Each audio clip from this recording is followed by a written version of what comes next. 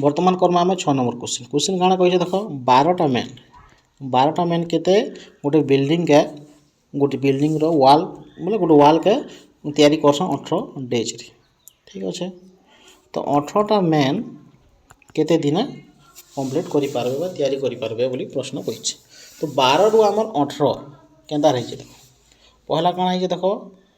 2 हरण हिचे आरो 3 गुणन हिचे राइट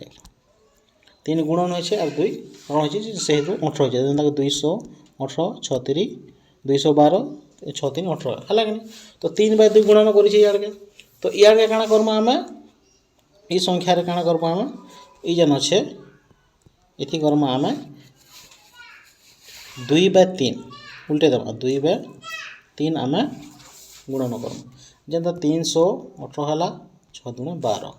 तो 12 डेज ही जीवा हम राइट आंसर जेंटा होचे ऑप्शन नंबर सी ही जीवा राइट आंसर ओके।